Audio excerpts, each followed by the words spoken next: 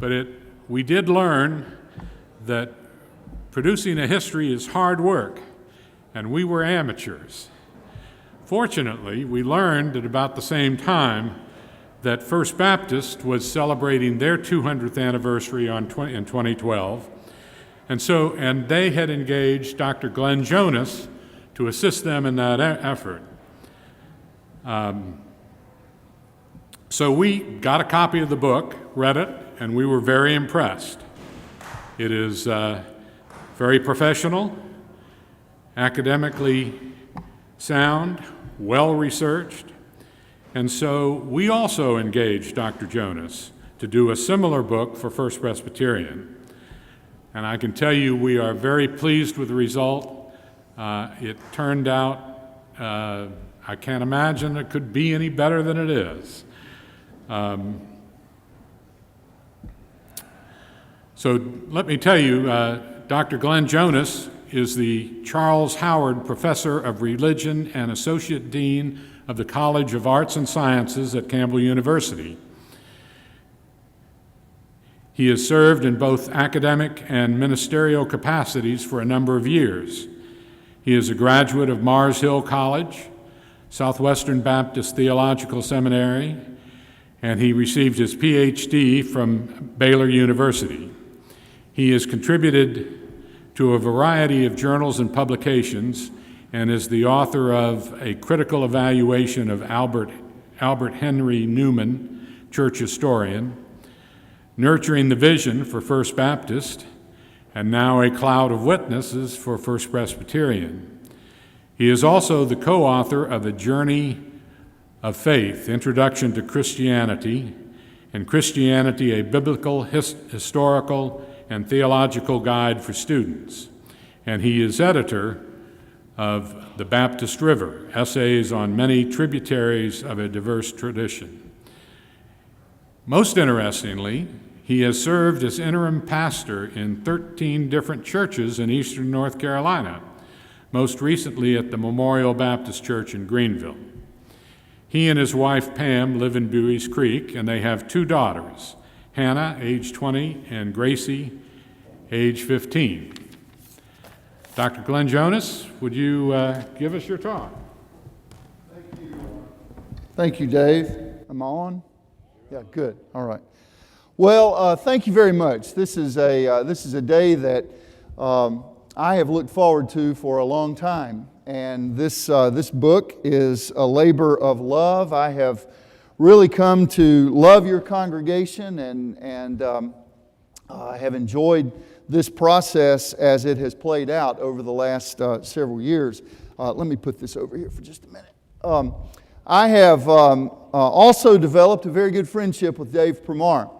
And Dave and I have worked very closely on this. I should have counted the trips that I made up here over the last 3 years or so, and just a number of trips up here to the church to get records or to bring records back, and then on top of that, the numerous emails and phone calls of questions that I would have and things that I would come across that if Dave couldn't answer, then I knew I needed to dig a little bit deeper, and so this is just a wonderful day, and I've looked forward to it. I've got some prepared comments here that I'm going to share with you. Some of this will, if you were here back in April or May when I spoke to the ladies missionary group, some of this will sound a little bit familiar with that, but then I'm going to do some different things here as well.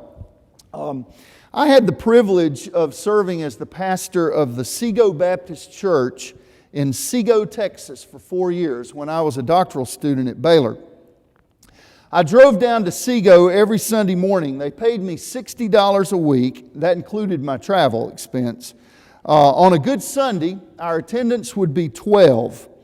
The church was established in 1911, and during the early 20th century, it had an important place among the once thriving farming community about 30 miles south of Waco. By the time I got there in 1987, much of the community had either died or moved to the city, and the church was about to close. Nevertheless, I loved those few people who were determined to keep their church open. I also took great interest in the history of the church. The members used to love to tell me stories of bygone days when the church was strong. I heard the story about the raccoon that one Sunday morning got into the church rafters and relieved itself during the worship service right into the offering plate on the Lord's Supper table.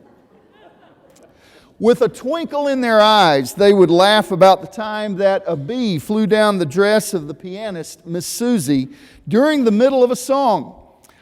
She was out of that dress before the ladies could even get up there to gather around her, recalled Lorene Whitner, a member of the church. They told me of the time that a visiting minister concluded his sermon with the words, "And if you don't accept Jesus today as your Savior, you will die and go to hell." And immediately he fell dead across the pulpit from a massive heart attack. True story. I actually met his widow once. They also related to me the story about when the entire back section of the church floor collapsed during a funeral of all things, and the people on those pews not moving a muscle until the funeral had concluded. My interest in the history of the church became even more acute when I heard an account about how the church's records dating back to 1911 were almost destroyed forever. As the story goes, the church treasurer, whose name was Mrs. Edith McKee, went to the church one morning several years before I became the pastor and found the former pastor cleaning out some closets. In the trash, she found the church minutes and other record books.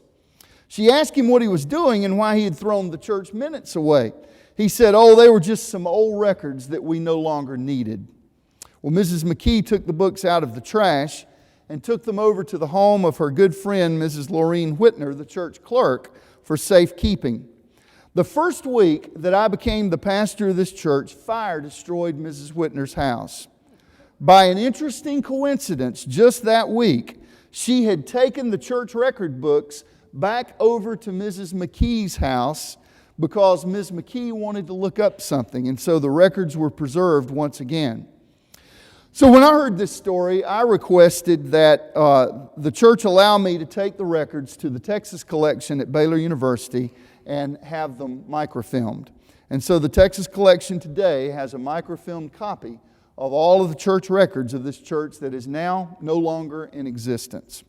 So out of my interest in the Sego Baptist Church and my love for these people, I decided to write an article that was subsequently published in a little journal to tell the church's story so that it could be preserved perpetually. And that's most likely where my love for local congregational history began. For the last 7 years, I've been much more deeply involved in researching and writing local congregational history. As Dave said, in 2008, First Baptist Church, just right up the road, commissioned me to write their bicentennial history, which was subsequently published by Mercer University Press in 2012. And then the next year, your church commissioned me to write your history as well. And we're celebrating the release of that book today. To be honest, I never intended to devote so much attention in my research agenda to local institutional history. I've always loved working with archival materials, but institutional history was not really my interest. But I'm thankful now that I did. I've come to see that writing the history of a denominational tradition from the bottom up, which is the perspective of the local church, rather than from the top down, which is the perspective of the leading theologians and pastors, sometimes can yield a rich treasure trove of discoveries. It's difficult for me to put into words how much respect I have for this church. When I first met with representatives from your Bicentennial Committee in 2012 about this project, I must admit I had mixed feelings. I had just completed the history of First Baptist Church, and I remember telling Dave that I felt like I had just climbed Mount Everest and I didn't particularly want to turn around and go back up the mountain again. Furthermore, with the prominent members of this church who have sat in the pews through the years and the pastors and guest preachers that have preached from this pulpit over the years, I was actually overwhelmed with the enormity of the project. And yet it was a challenge that I simply could not resist, either personally or professionally. So over the last 3 or 4 years, I have spent about every waking moment of my life thinking about this project. I dreamed about it some also. I've had numerous conversations in my mind with myself as I've been on my lawnmower mowing my yard. Driving down the road, have thought about this book, and so I've thought about the book quite a bit. And the result was that I have simply come to love this church and to feel in some strange way that I'm a part of you. It reminds me of an old episode of the Andy Griffith Show. A stranger came to Mayberry and made all of the town's residents suspicious because he knew so much about everyone, even though he had never been to the town. Through hearing the stories about Mayberry from an army buddy and from subscribing to the Mayberry Gazette, this man learned more about the town than many of the people in the town themselves knew. My goal with this presentation this morning is to share a few of the lessons learned and discoveries made in writing the history of your church, the First Presbyterian Church of Raleigh. Hopefully I'll interest you enough to buy the book. What are the challenges and the rewards that I encountered in this project? Well, one challenge that I encountered was the limitation of the sources. Edward Hallett Carr once observed that history is, quote, a process of interaction, a dialogue between the historian in the present and the facts of the past. The German historian Leopold von Ranke was the founder of the modern empirical approach to historiography. He taught for more than 50 years at the University of Berlin in the 19th century, and in the 1830s, he became the originator of the seminar method for studying history, which initially began as private lessons with some of his graduate students. Ranke used medieval resources from his own library, and he would encourage his students to evaluate those documents objectively so that they could study the past as it really had been. That was the phrase that they were very interested in. We want to study the past as it really had been. Several generations of graduate students studied with Ranke. They brought, many of them were from America, brought his seminar method back to the United States and began the first PhD programs in history here in the States. More importantly, these Rankeites took Ranke's empirical approach to history and they disseminated what came to be called the scientific method of writing history, which dominated the discipline until the early decades of the 20th century. Objectivity was the name of the game. The idea was to try and write dispassionate history completely from an objective perspective. Dispassionate study of the sources so as to recreate the past in its purest form, unblemished by the subjective assumptions and the beliefs of the historian, was the goal. Henry Warner Bowden characterized them this way. He said, they paid strict deference to inductive principles of reasoning and tried to exclude all a priori opinions or metaphysical considerations which they thought marred earlier historical explanation. The problem with this approach, however, is that reconstructing the past as it really had been is simply impossible to achieve. Carr observed, the facts of history never come to us pure, since they are refracted through the mind of the recorder. I discovered that in writing the history of this congregation. If you read the session records, there's a clerk of session that writes the minutes of the records. But that clerk of session is always filtering what's happening in that meeting through his or her own thoughts. And so what we really end up with are the thoughts of the clerk of session as the clerk of session is witnessing the meeting. And it's fascinating to read through these records and see there's some clerks that are through the years were very verbose. They told you a lot of information. And then there were other clerks that were very precise. Some clerks, it seemed to me, really enjoyed their jobs. For other clerks, it was just kind of a duty that they had to perform. And that has an impact on what you discover about a particular session meeting. Or it has an impact on what you discover about a meeting of the diaconate with the minutes from those meetings. And so reconstructing the past as it really had been is actually something that's impossible. So what I tried to do with this book is to get as close to that as I could through looking at the records and through making judgments about the records myself.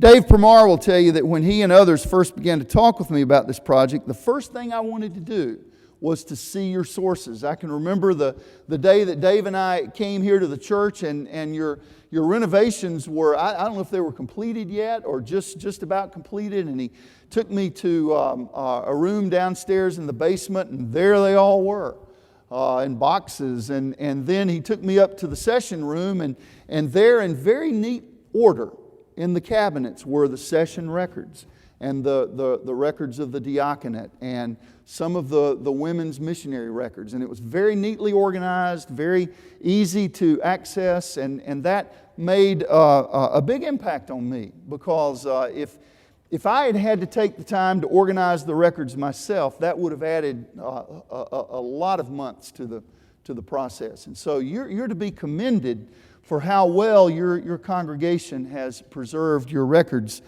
through the years. But I wanted to be sure that I could have complete access to these records. I know that it was a matter of trust on your part to let me take those records down to my office at Campbell and utilize them. I was always very careful with them. I drove carefully.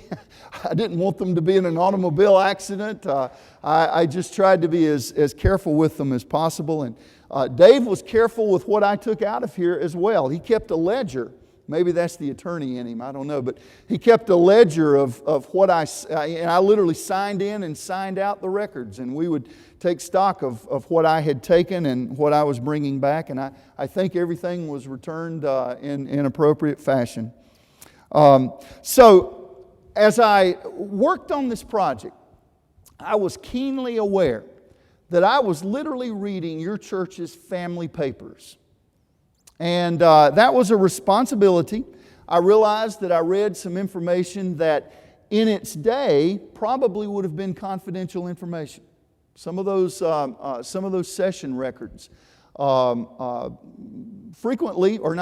occasionally dealt with situations that probably needed to be kept confidential, particularly in the 19th century as church disciplinary matters and things like that were discussed. It's interesting, with some of the church disciplinary things, that's where you really wanted more information. You wanted to hear more of the story about why so-and-so was disciplined in the way they were. But I was keenly aware that I was reading the family papers, and I want you to know I used great discretion as I read that information, and I tried the best that I could to use it responsibly. In fact, there was a time or two that I actually talked with Dave about how should I write about this, what should I say about this.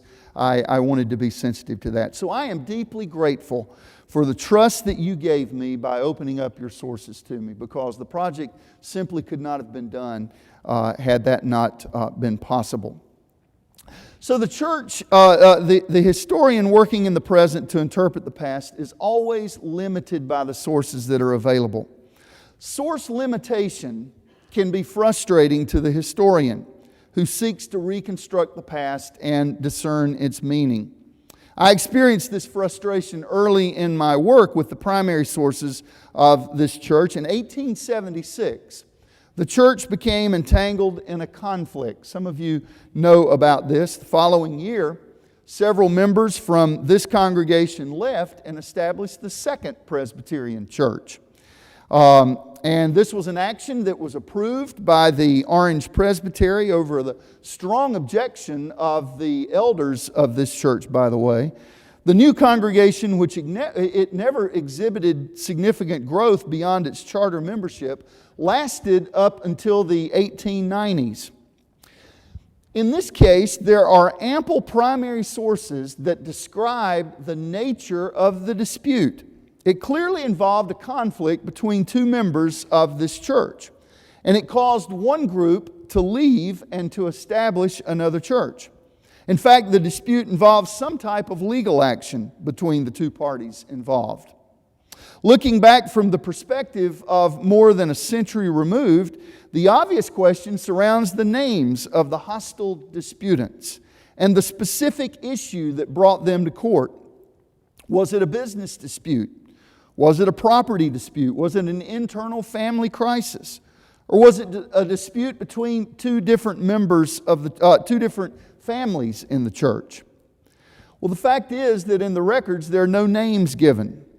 These questions are almost impossible to answer unless an account is found someday in the personal papers of one of the disputants in an archival collection somewhere. It's doubtful that such specialized information would even be included in church records today. Therefore, this situation, I think, serves as a good example that even with ample primary sources available to tell us about the nature of the dispute and to describe the dispute itself and how it played out, some of the details are missing. We simply don't know the names of those involved. Dave and I talked about this a lot. You can make guesses, and I speculate in the book about some things, but we simply don't have definitive records. Someday, something may be discovered, but as of right now, I simply could not find out any more details about that.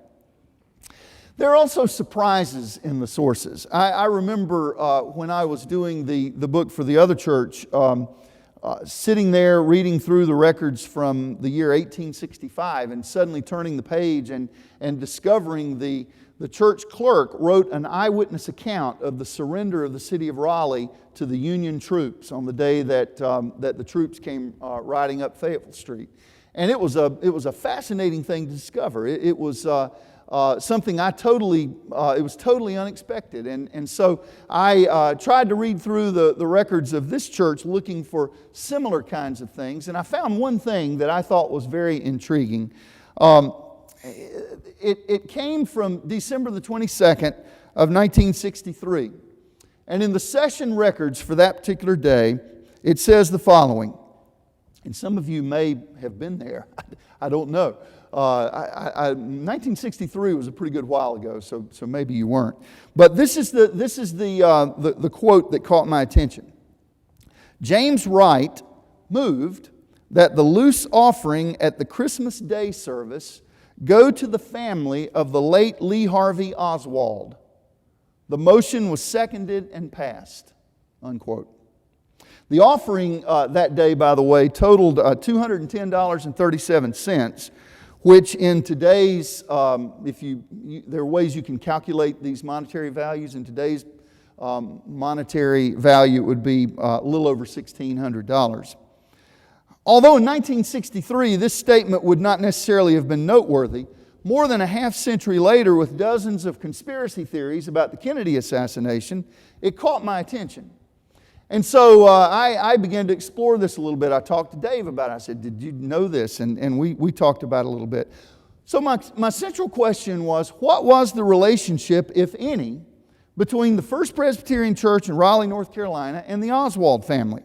There's no evidence of a connection between anyone in the church and the Oswald family. There is, however, a connection between a resident in Raleigh and Lee Harvey Oswald, although it has nothing to do with this church. It's an established fact that the night before Oswald was killed by Jack Ruby, there's a record from the Dallas Police Department of a phone call attempt.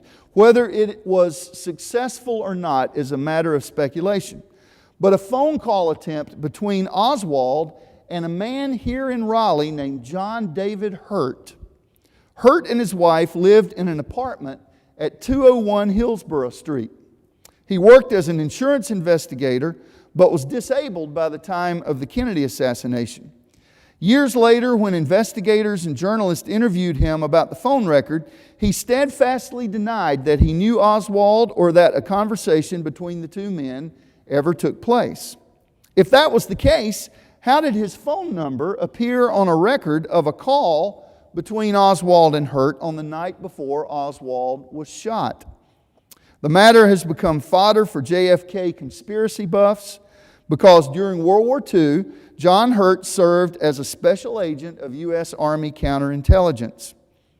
For conspiracy theorists, that record of a phone call may serve as a clue that Oswald and his handler were attempting to communicate the night after the JFK assassination. Now, I'll caution you, if you start Googling JFK assassination, you pretty quickly fall off into a black hole of all kinds of all kinds of conspiracy theories, and some of you maybe have done that before. But I just found this to be interesting. Given that the Oswald phone call to Raleigh had nothing to do with this church, I looked through the records. I could not find any record of John Hurt being a member of this church or anything like that.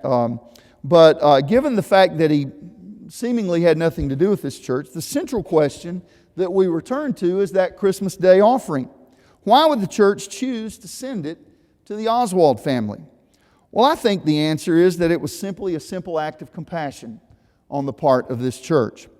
Marina Oswald had 2 small children at the time, a 2-year-old and an infant. She was an immigrant from Russia. She spoke very little English. She was a naturally shy person anyway, and she was suddenly thrust onto the national scene because of the events that took place on November the 22nd, 1963, involving her husband. I found some newspaper articles from around that time, and First Presbyterian was not the only church that was sending love offerings and sending support and help to Marina Oswald. Much of the nation felt compassion for her and the children on that particular Christmas season. And that explains why, exactly 1 month to the day after the Kennedy assassination, the session of this church decided to send the Christmas offering to Oswald's widow. The so-called father of history, Herodotus, began his classic work by citing his purpose. Quote, Herodotus said, "This is the publication of the research of Herodotus, so that the actions of people shall not fade with time, so that the great and admirable achievements of both Greeks and barbarians shall not go unrenowned, and among other things to set forth the reasons why they waged war on each other." Unquote. Herodotus' statement lays out the goal that all historians seek to achieve. Number 1, to remember the activity and accomplishments of the people in the past. And number 2, to understand the reasons why they acted as they did. That was my goal in writing the history of this church. Local church historiography provides the means for preserving the accomplishments of local congregations and understanding why they acted the way they did. As Carr observes, good historians have the future in their bones, and only the future can provide the key to the interpretation of the past. I was asked if I was going to read from the book, and I really don't like doing that. I think that's just kind of tedious. But I do want to read my conclusion to the book as I conclude this presentation. And this is the last paragraph I wrote in the book. What explains the longevity of this congregation? While numerous answers might be given, the best answer is summarized in that wonderful hymn by Isaac Watts, a phrase from which became the theme of your second capital campaign. O God, our help in ages past, our hope for years to come. The First Presbyterian Church is a strong community of faith. For 2 centuries, the members sought to understand and live out their faith, to hear the voice of God, and to respond to God's leadership as they understood it. That commitment, beyond anything else, has been their strength, and that will be the church's hope for years to come. As this 200-year-old congregation enters into its 3rd century, its cloud of witnesses from the past serves to inspire and challenge the present and the future generations to persevere in its call to serve Christ from the heart of the city to the ends of the earth. And so today I celebrate with your church its impressive 200 years as a cloud of witnesses from the heart of the city. I hope you will enjoy this book. I apologize if I have not included every story that you think should have been included or mentioned every name that you think I should have mentioned. From the beginning of the project, however, please know that my intent has been to write something for you that would bring you pride. Thank you very much.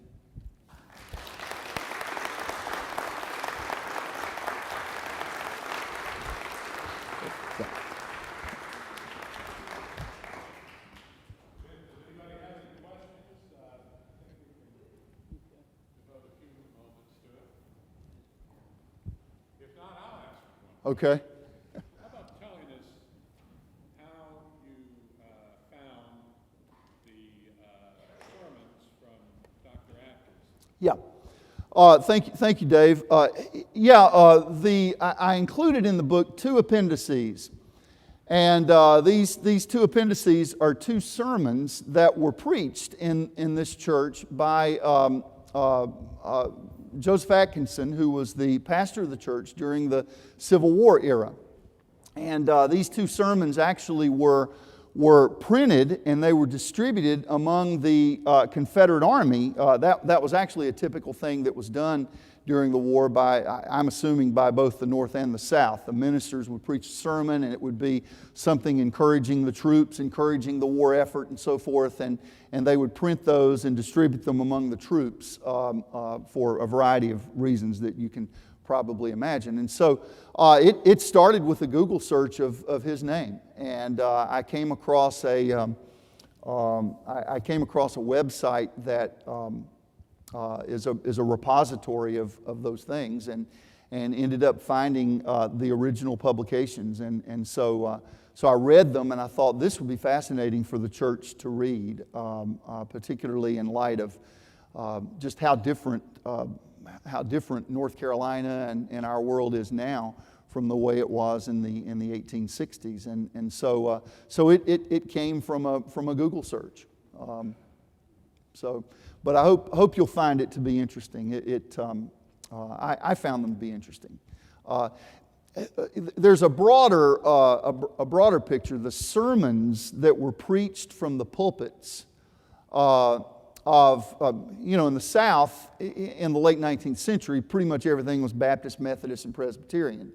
And there have been a lot of these sermons that have been preserved. I have my students, for example, when I teach my Religion in America class, I have my students read a sermon that was preached by the pastor of the First Baptist Church in Macon, Georgia, I think about a month before Georgia seceded from the Union. And it's directly about slavery and the institution of slavery. And it is a defense of the institution of slavery from Scripture. And it's one of the most astounding things that you will ever read. It's just, he talks about how slaves don't want to be freed anyway. They're happy on the plantation, and why he was walking down the street the other day and he saw old Joe, who's a slave on such and such, and he asked him, "You don't want to be free, do you, Joe?" "Well, no, sir, I don't." "Well, of course Joe's going to say that." And it's just, it's amazing to read. So I have my students read that, and then the next week I have them read, there are a number of these slave narratives. When the slaves were freed, when they got to the end of their lives, many of those that learned to read and write wrote their history, wrote their autobiographies. And so I have them read an account of a slave narrative, and he describes in it just the brutality of that system. So there are a lot of these sermons that are out there, and I'm thankful that they're preserved in a lot of really good places. The Atkinson sermons are really more about the war effort and supporting the troops and supporting the effort and the kinds of things that you might expect during the war. So, yes, ma'am. Did you know the most powerful sermon that was not preached in this church in the early 60s? That's the Al Edwards.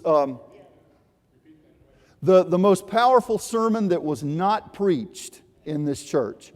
It would have been something by Al Edwards, and I've heard some stories about that. Yeah.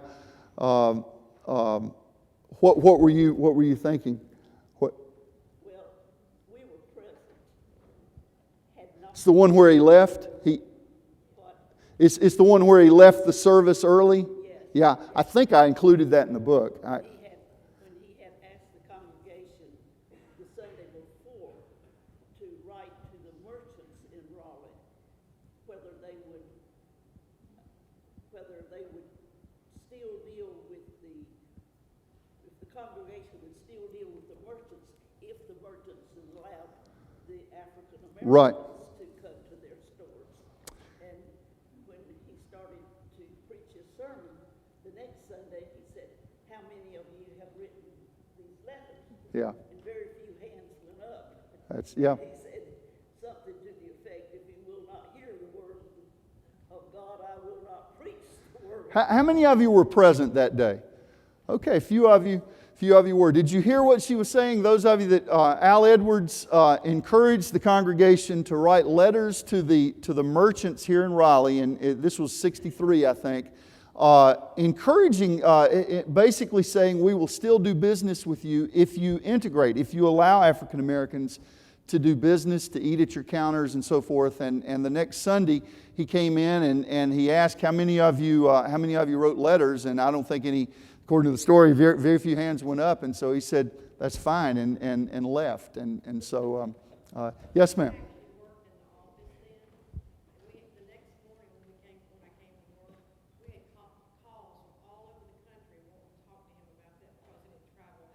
That is fascinating, particularly in an era without internet and so forth. Yeah, it's fascinating. And I think I wrote about that in the book. I think I included that in the book. I did, yeah. Yeah. Yes, sir.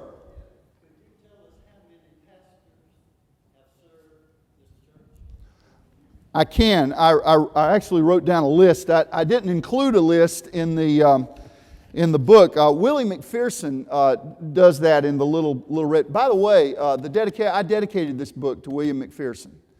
And let me read the dedication to you. And this was in consultation with Dave.